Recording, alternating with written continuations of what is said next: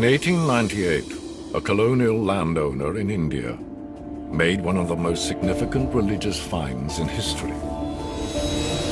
Imagine finding the bones of Christ. Experts at the time believed he'd found the remains of the Buddha himself.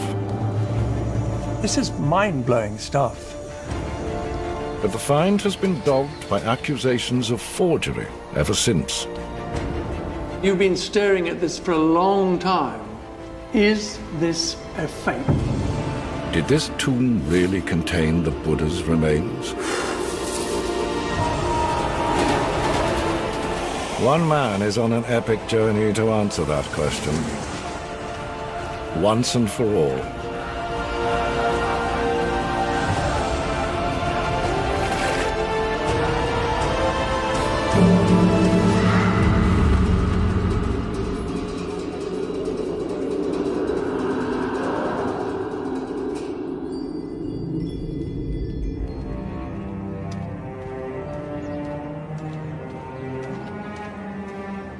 For author and historian Charles Allen, the quest to resolve this mystery begins not in India, but on a quiet suburban street in England, home to some of the treasure that was found in 1898. Like Charles Allen, Neil Pepe was raised in British India and is the grandson of the man who made the remarkable find. W.C. Pepe. That is patently William Claxton Pepe, your grandfather, is it not? Yes, it's his old chest. There's some of the photos. And there he is. Then that is the Piprawa Stupa. This is the excavation site. Yes, and you can see the trench that was cut through the middle of it. Beneath this ancient monument, the Piprawa Stupa in northern India, Willie Pepe found a huge stone chest, over 20 feet down. In it were some reliquary urns, and over 1,000 separate jewels, carved semi-precious stones, and gold and silver objects. A fraction of them preserved here by the family for over 100 years and have incalculable value.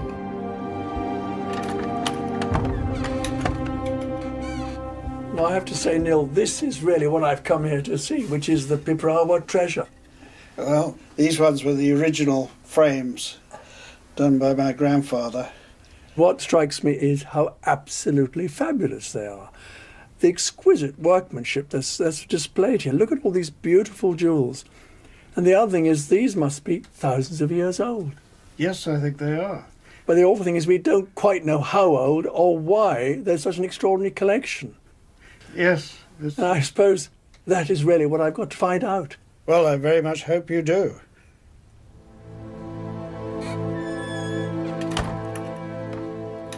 If Charles Allen can establish that the find is genuine, he can also clear Neil's grandfather of long-running accusations of forgery. So, Neil, here we are, more than a century after your grandfather's famous discovery, and there is still talk of hoaxes and conspiracy theories. What do you make of that? I find it quite extraordinary. Really, I don't understand it. It seems quite illogical. As far as my family is concerned, the man was incapable of forging anything. Neil grew up on his grandfather's estate, Birdpaw in northern India, where Willie Pepe made his remarkable discovery.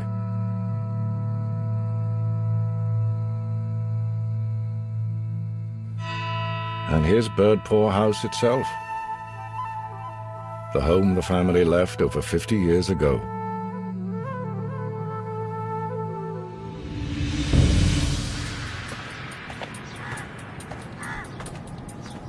"4,000 miles away, the house still stands.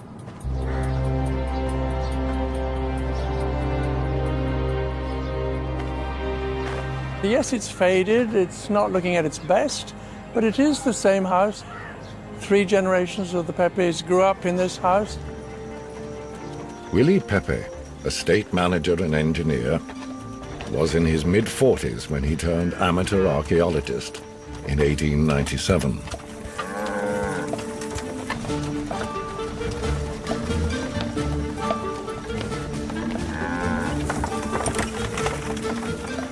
The landscape of this part of northern India, known as the Terai, is low and flat. But at the northern edge of Birdpore Estate was a mysterious mound known as Piprawa.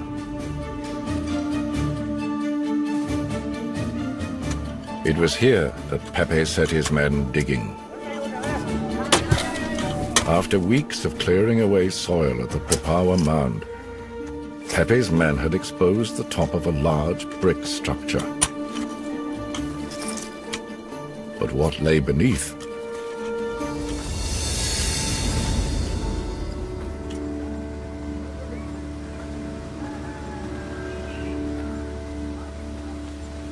This is the Piprawa Stupa as it is today, beautifully restored. But this is not what it would have been like in 1898. You have to imagine that I would now be standing deep underground because the surface level of the ground would have come about 20 feet above my head. So the first thing Mr. Pepe has to do is to expose the top of this vast mound, and his workmen uncover a lovely brick dome.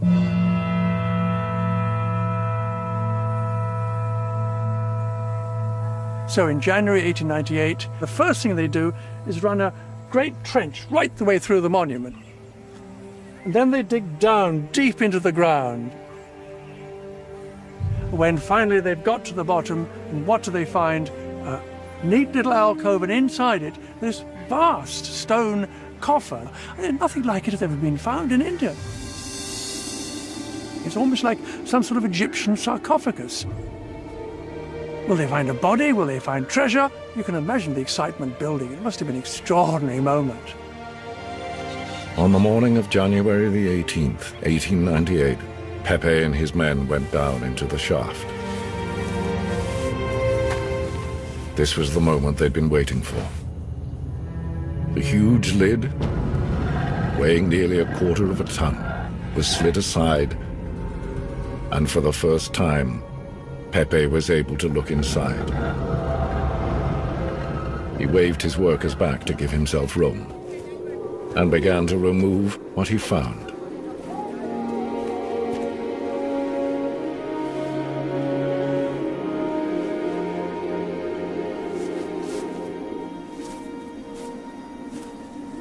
We know from family accounts that William Pepe reached down into the box and produced a water pot. I suspect a great sense of anticlimax. Here was an ordinary little water pot, as you might find in India today. So he would have handed that to his foreman, looked down again.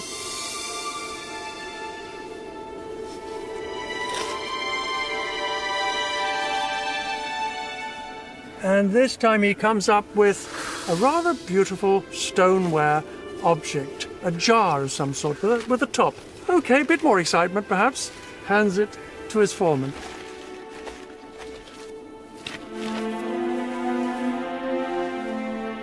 The next pot seemed unremarkable too.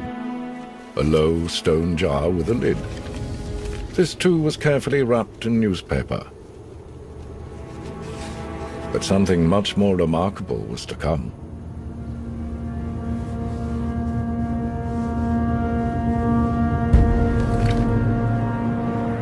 Now, it's almost as if William Pepe has saved the best for the last, because he is holding a beautiful, shining crystal object. It has a beautiful lid on top in the shape of a fish. And when he lifts the lid off, you can imagine a gasp of astonishment, because it glittered with jewels.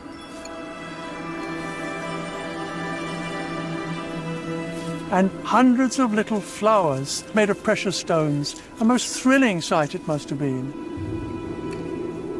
And there's more to come, because when they actually looked inside the stone coffer, they saw the entire floor was covered with glittering items, gold and little precious and semi-precious jewels. I mean, there were over 1,600 individual items there. A unique offering of some sort had been laid across the floor of this great coffer. A complete mystery. But what an amazing moment for the Pepe family. The discovery was little short of miraculous, unlike anything found in India before or since.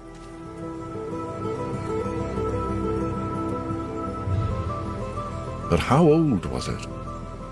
And why was it here? No one yet knew.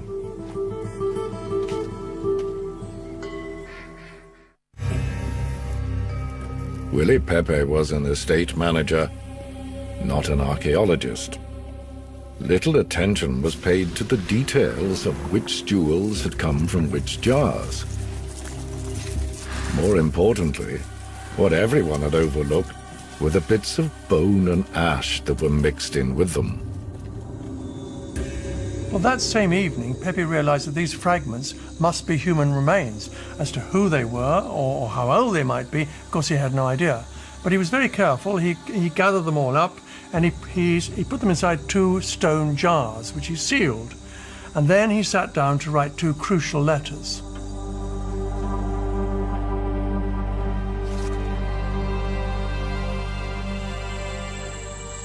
Well, the first of the 2 letters went to a friend of his, Vincent Smith. He was a local district officer based in Gorakhpur, about 50 miles to the south. And he was also a very keen antiquarian, indeed quite a specialist. The second letter, however, was to a genuine archaeologist, the only archaeologist in the entire area. And he was actually working about 20 miles to the north on an excavation. And his name was Dr. Anton Führer. Both these men wrote back almost immediately, and they were both very excited by what he discovered. And they both asked exactly the same question: is there an inscription anywhere?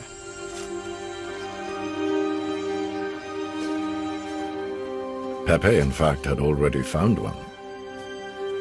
Round the neck of one of the reliquary jars, overlooked in the excitement, was a line of spidery writing consisting of 36 strange letters. The letters themselves, let alone the language they represented, were completely unknown and indecipherable to Pepe. But he painstakingly copied out the mysterious inscription and scribbled a hasty note to Smith above it.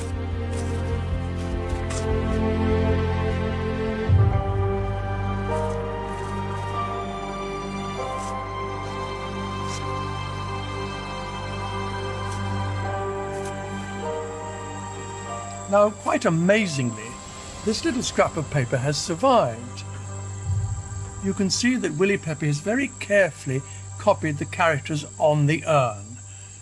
And then underneath it, you can see that Vincent Smith has given his first transcription of what it might mean. Ya Salila Nidani Buddhasa. And then if you turn this little scrap of paper over, on the back you find Vincent Smith's reply. And it begins, "The relics appear to be those of the Buddha himself."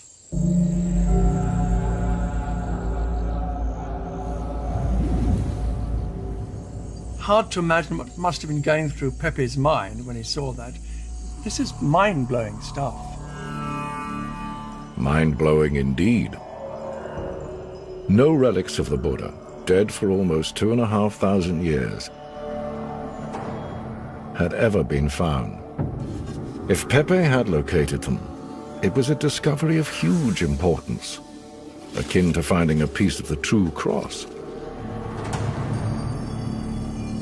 Führer's response was just as enthusiastic. He wrote back, "Your shrine contains rare relics of Lord Buddha."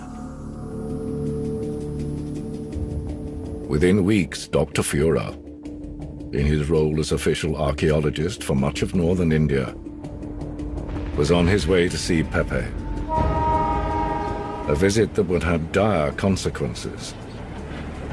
No one knew it yet, but Dr. Führer was a fraud.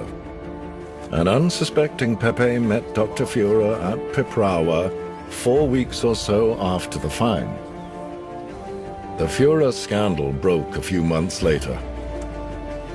The German archaeologist had sold bogus Buddha relics, falsified numerous reports, and, worst of all, had faked at least one ancient inscription. He resigned before he could be sacked.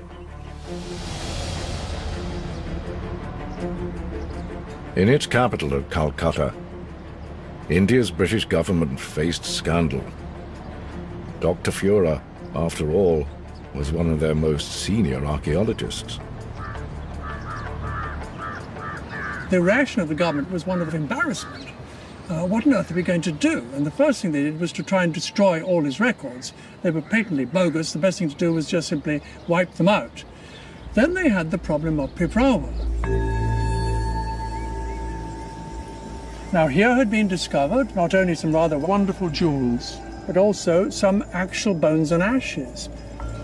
And I think the immediate response was, let's get them out of the country as fast as we can. The government saw an opportunity to kill two birds with one stone. They'd long wanted to ingratiate themselves with the neighboring state, Siam. So they formally presented the Piprawa ashes and bones to Siam's Buddhist king, Rama V, scoring a diplomatic victory and brushing the Piprawa affair under the carpet before the Führer scandal could boil over.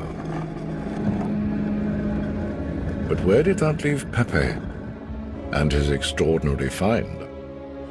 The suspicion had to be that Dr. Führer had interfered in some way with the Piprawa excavation. He had the opportunity, perhaps, to go into the excavation itself, down to the coffer, perhaps even put some items in there,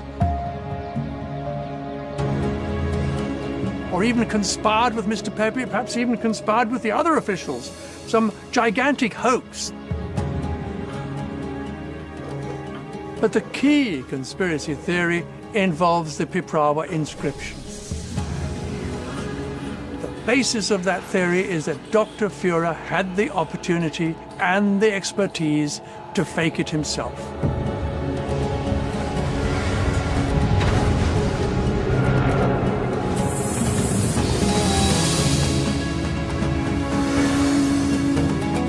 Over a century later, that conspiracy theory has never been entirely disproved. Here in Calcutta, former capital of British India, is the crucial piece of evidence. Because the city's museum holds the original inscribed Piprawa urn.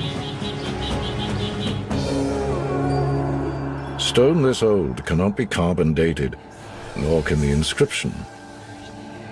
But for the right expert, there are vital clues in the text itself.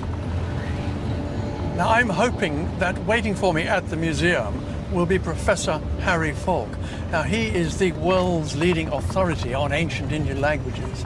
We've corresponded, but I've never met him, so I have no idea what's going to happen. Harry Falk is a professor at Germany's oldest Institute of Indology in Berlin. Harry! This must be you. Must be Harry. He's been studying ancient Indian languages for over 40 years. What will his verdict be on the possible involvement of fellow German Anton Führer?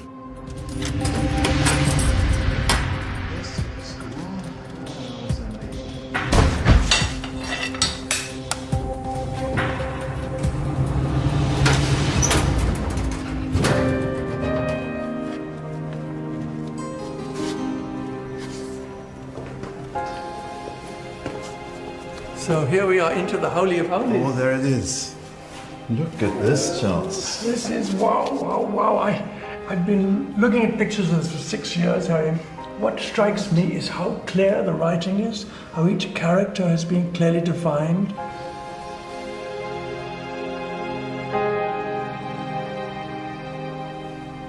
So, Harry, you've been staring at this for a long time. Is this a fake? I can definitely say this is not a fake.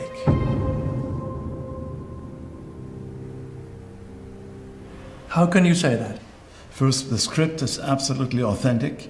The object is authentic. The language is the language of that time and that area of India. Now, the obvious perpetrator is Dr. Führer. Now, surely he could have done this. Yes, he was employed as an archaeologist, but his knowledge of Sanskrit was deficient. The text uses a vocabulary like nidhane, which is not found at any other place. Harry, that unusual word you use there, what's the significance of that? The term is nidhane, and it means container in a neutral sense. It's only found on this casket, no other place. So in other words, it'd been very unusual for Führer to have picked on this very obscure word. Yes, since Führer was a not so skilled Sanskritist, to say it mildly, he would have copied terms from other reliquaries and not coined a term on his own. Everything surpasses the capacities of Dr. Führer immensely. So it is a genuine and unique inscription. Absolutely, yes. Sukhiti bhati nam sabhakinikanam saputta dalanang yang salila nidhane buddhassa bhagavasa sakya, and then he ran out of space and he added 2 letters on top of it saying yanam. Now for me, Harry, what does that say? This reliquary, which is the reliquary of the Buddha, the lord of the Shakya clan in the Terai. So Harry, you're absolutely confident that this reliquary contained the remains of the Buddha? Yes, we can be absolutely confident because the text says Buddhasa salile Bhagavate. That means these are the relics of the Buddha, the Lord.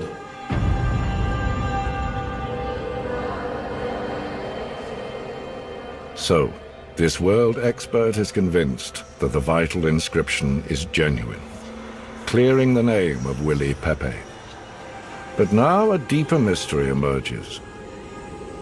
According to Harry Falk, the script used for the inscription didn't exist when the Buddha died.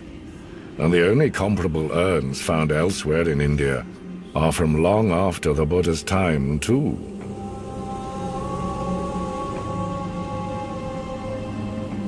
So, Harry, you are confident that this urn contained the remains of the Buddha, but it does not date from the time of the Buddha. It dates from about 1.5 centuries, perhaps after the Buddha.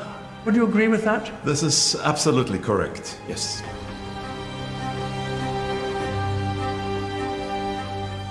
So how can it be that an urn that claims to have contained the remains of the Buddha was made at least 150 years after he died? The answer to that question lies back in time, around 2,300 years before Pepe made his find, at the time of the Buddha himself. How did an ordinary man of flesh and blood start a world religion? How and where did he die? And how might his remains have ended up in the Piprawa tomb Pepe found?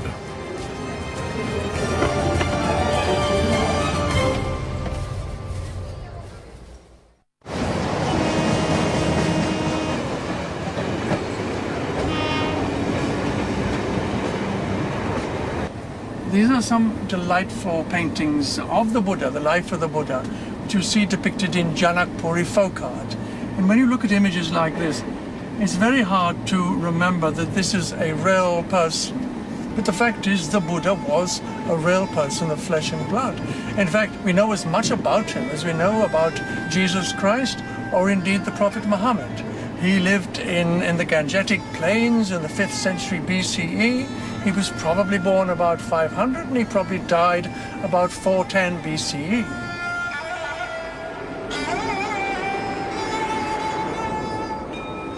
The Buddha was born in Lumbini, not far from Piprawa. He was raised a royal prince, but in his early 30s, he fled the luxury of the palace and witnessed human suffering, old age, illness, and death for the first time.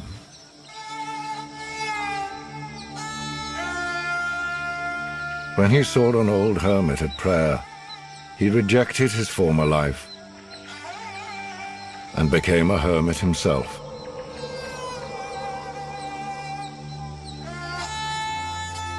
For 6 years, he led a life of extreme denial, earning himself a new name, Sakyamuni, holy man of his own clan, the Sakyas. Then he came to the place that would bring him to enlightenment, Bodh Gaya. When Buddha first came here, it was nothing but trees and jungle. But over many centuries, Bodh Gaya has grown into a great holy site, as sacred as Mecca or Jerusalem.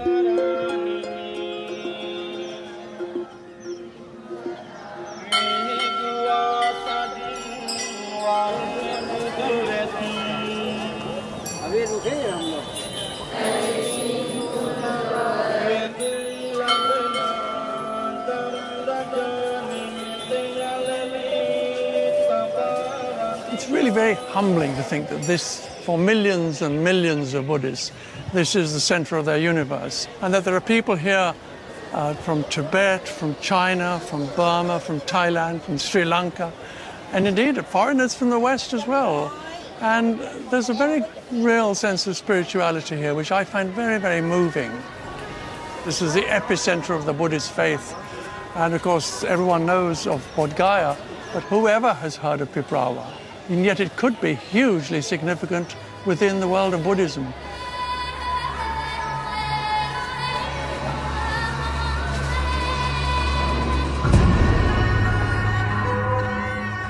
At the heart of this holy site is the Bodhi tree.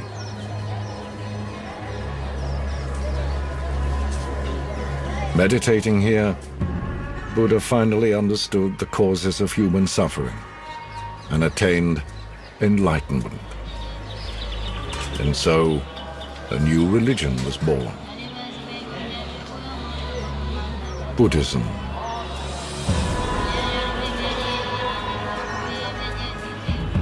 In his footsteps, the pilgrims still walk. Nearly 2,500 years later.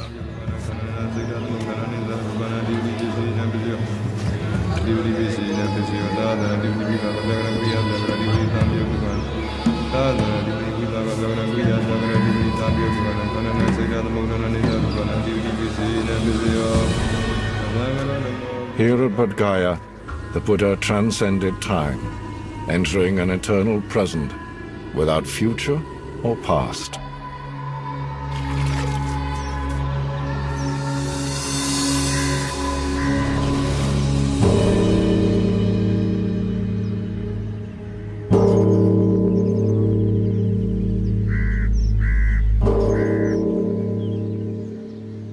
For Bhante Phirphala Chakma, a descendant of the Buddha's Sakya clan, it is this eternal present that gives Buddha his power.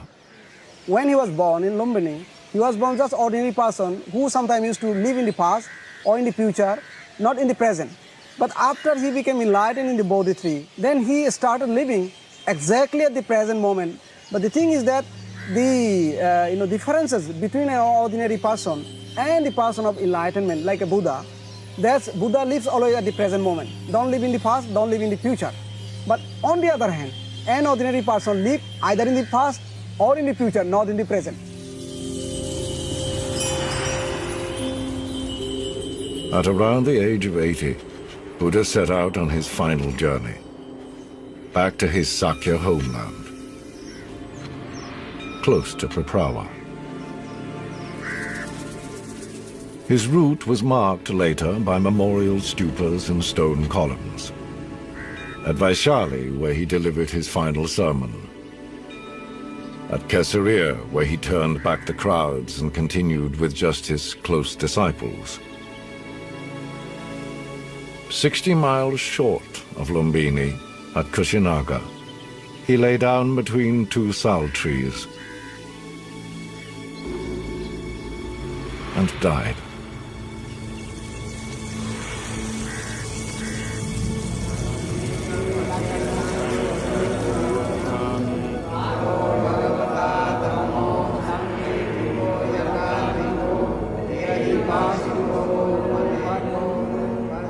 This huge statue at Kushinaga marks the spot where he experienced what Buddhists call the final extinguishing.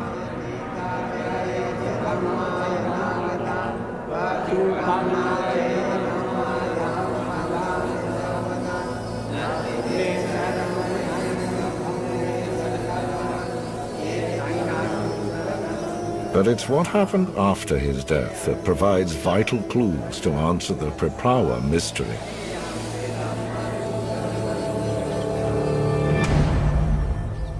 As soon as the Buddha had died, his body was cremated. Now, over the years, he'd gathered a very large following. So there was an almighty squabble because everybody wanted a share of his remains. And this could only be resolved when it was decided that the remains should be divided into 8 portions, which would go to 8 kings, including the Sakya family, the members of his own Sakya clan.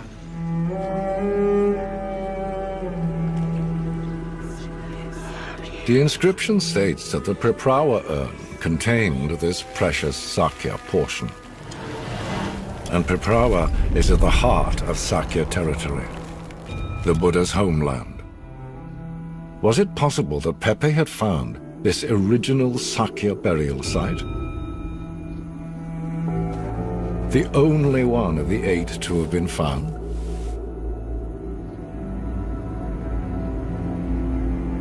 Perhaps. But that original burial would have been simple. The bones and ashes laid in the ground with flowers, buried under a mound of earth. Nothing like the tomb that Pepe had discovered.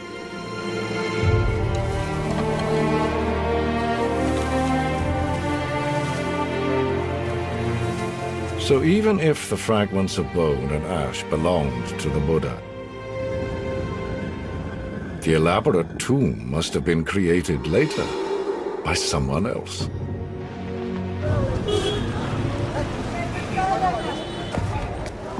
So who could have built it? And when? And why? There's one place that could hold the answers to these vital questions. A remarkable site at the very heart of India, Sanchi. There it is, very striking. We're sweeping into Sanchi Hill, and there it rises out of the plain, and right on the top is the great stupa with its magnificent carvings, one of the wonders of the world.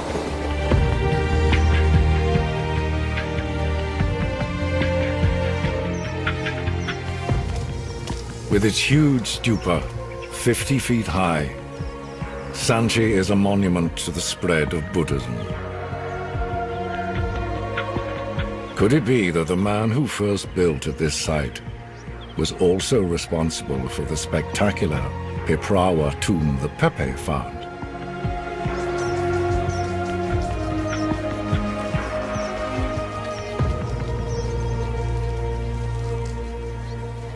The carving here is monumental. It's a miracle, you might say, that it survived 2,000 years plus. And here it is, and it's the only one like it. It's breathtaking. Sanchi was begun by a great emperor who converted his Indian empire to Buddhism around 150 years after Buddha died. His name was Ashoka, and his conversion marked a personal transformation. It's impossible not to be moved by the character of Ashoka. Here is an extremely violent, unpleasant, ruthless emperor who seizes the throne by violence, kills all his brothers, and then suffers some extraordinary change of heart and is suddenly converted, completely becomes a new man. And from that moment onwards, Asia has a ruler who actually rules by principles of morality.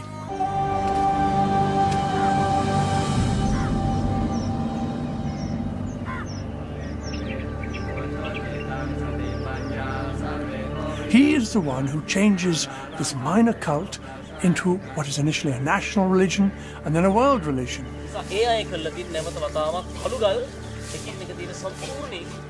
Three crucial facts suggest possible connections between Ashoka and Piprawa. Sanchi shows how Ashoka built hundreds of brick stupas all over India. How he dug up the original portions of Buddha's remains and redistributed them to these new sites. Was Piprawa among them?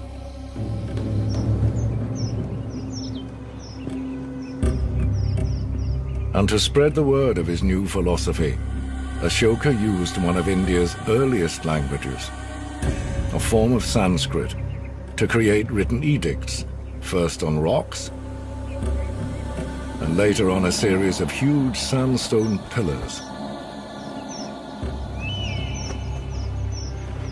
They were written in a script called Brahmi.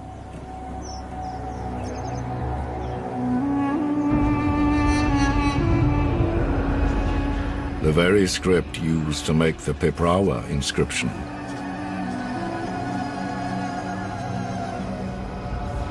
That inscription, according to Harry Falk, was made around 150 years after Buddha died, exactly when Ashoka reigned. But if Ashoka did create the Piprawa tomb, if it did mark the burial site of Buddha's own family, the Sakya clan, it would have been one of Buddhism's holiest sites. How could such a place possibly have been forgotten?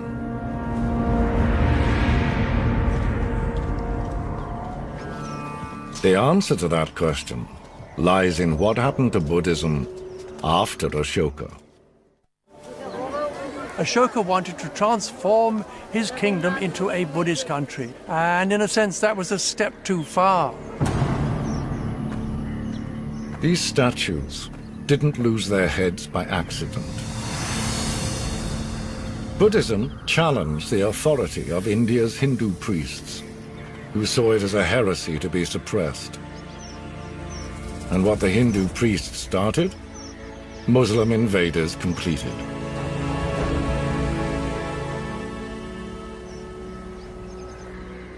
Over many centuries, Ashoka, the Brahmi script, Indian Buddhism itself were erased from memory, almost as if they'd never been. It wasn't until the 1800s that it was all rediscovered, mainly by British scholars.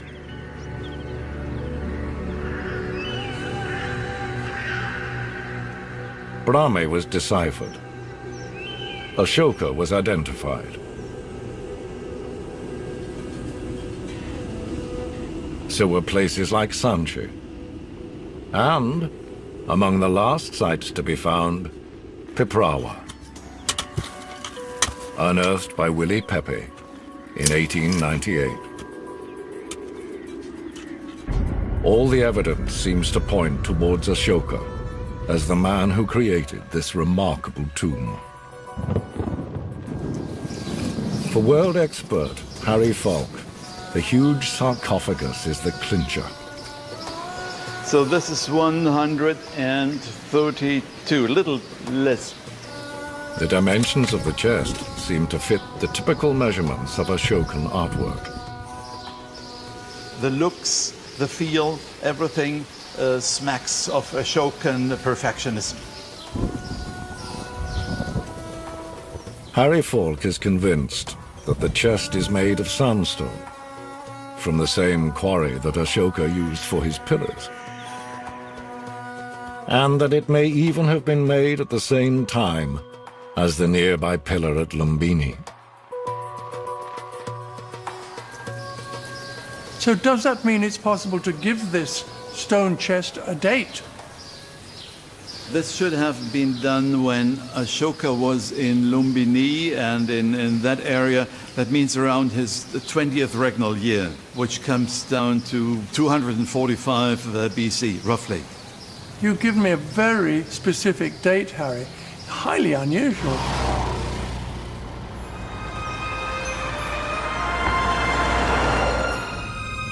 Such a precise date is a breakthrough. But a vital question remains. Did Ashoka choose Piprawa because it was the original burial place of Buddha's remains? By his own Sakya family?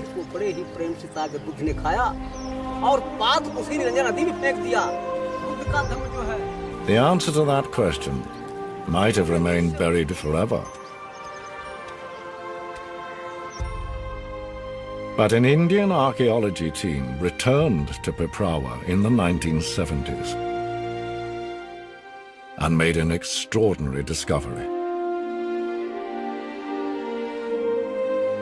Just below Pepe's find, they located an earlier burial.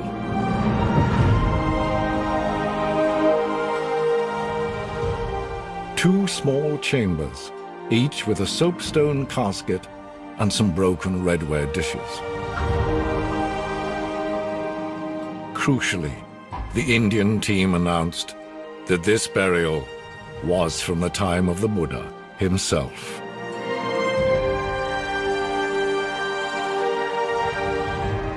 For Charles Allen, it's the final piece of the jigsaw, suggesting that this lower site was the original Sakya burial place, and that Buddha's ashes were moved from here to the elaborate new tomb above, just as the inscription said.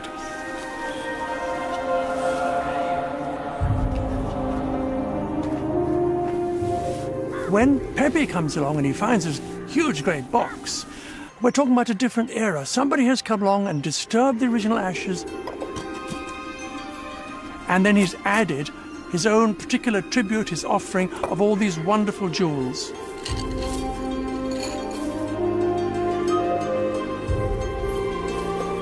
And we know that that person is almost certainly Ashoka, because this great box was Ashokan.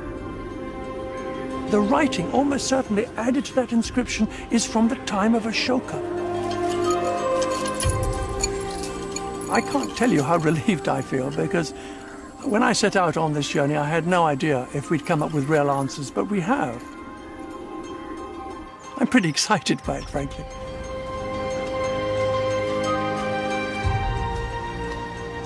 I can now go back to England and tell Neil Pepe that his grandfather is not a liar, that the inscription is genuine. Not only that, I can say that the jewels that he possesses are indeed genuine. Neil, let me show you some pictures from that trip. I can hardly believe it. It's a fantastic ending. But Charles Allen has done far more than clear the name of one man.